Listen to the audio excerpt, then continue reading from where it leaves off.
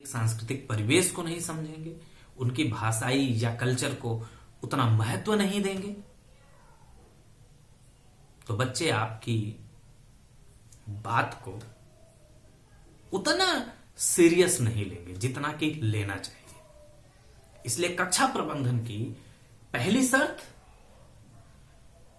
सामुदायिक सहभागिता, वाह्य समाज का विद्यालय के प्रति जुड़ाव स्थापित हो। दूसरा, विद्यार्थियों के सामाजिक सांस्कृतिक पृष्ठभूमि को समझ करके कक्षा प्रबंधन में हम आगे बढ़े।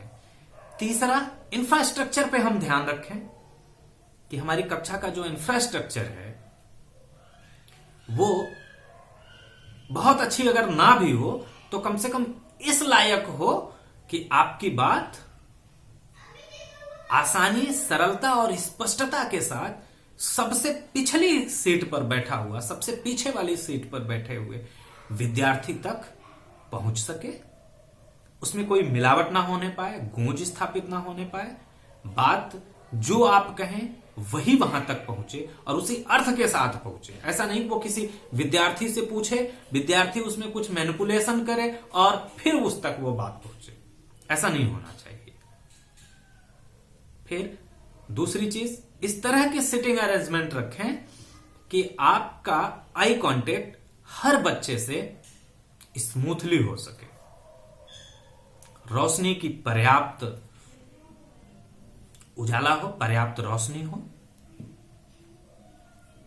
आप ब्लैक बोर्ड पे जो भी लिखें इतनी स्पष्टता उसमें हो आपकी लेखनी में, और अक्षर की मोटाई मतलब छोटा और बड़ापन इस तरह से हो कि सबसे पीछे वाली सीट पे बैठे हुए बच्चे को भी स्पष्ट दिखाई पड़े। आप ये एज्यूम मत करिए कि बच्चे को लगेगा कि गुरुजी बहुत बड़ा बड़ा लिख रहे हैं। बहुत बड़ा भी लिखने की जरूरत नहीं है, लेकिन इतना भी छोटा नहीं लिखना है कि पहली 2-3 बेंच या लाइन तक,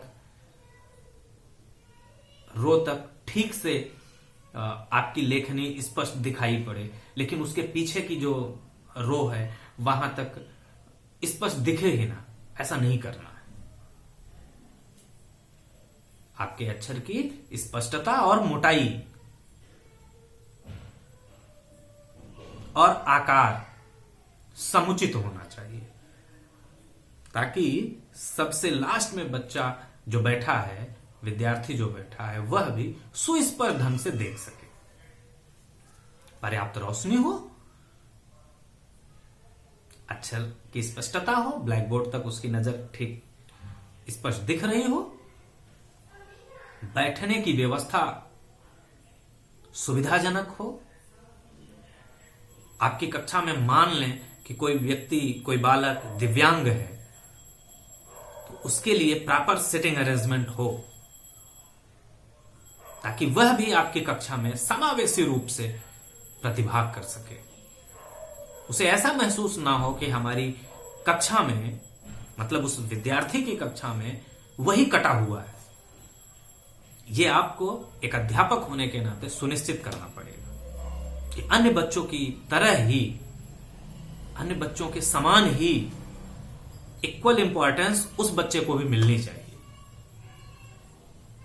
किसी भी रूप से आपको उस बच्चे को कक्षा से कटने नहीं देना है, अन्यथा वो केवल कक्षा से नहीं कटेगा, जीवन से कटेगा, राष्ट्र से कटेगा, समाज से कट जाएगा। अपने आप में इतना वो भयभीत हो जाएगा, डर जाएगा, तब उसकी जो दिव्यांगता है सच में उसे विकलांगता महसूस होने लगेगी। और हम बहुत स्पष्ट कहना चाहते हैं, यदि हमारे आपकी किसी कक्षा में ऐसा हो पाया तो उस बालक को ईश्वर ने विकलांग नहीं किया है। हम कहेंगे कि हमारी कक्षा ने उसे विकलांग किया है, हमने विकलांग किया है। ये एक्सेप्ट कर लेने में कोई गुरेज नहीं होनी चाहिए किसी अध्यापक को। जितनी संभावना हो सकती है उतना उसके लिए जरूर करना है। उसे ऐसा महसूस ना हो कि गुरुजी चाहते तो हमें पहली ही सीट पे बैठा सकते थे,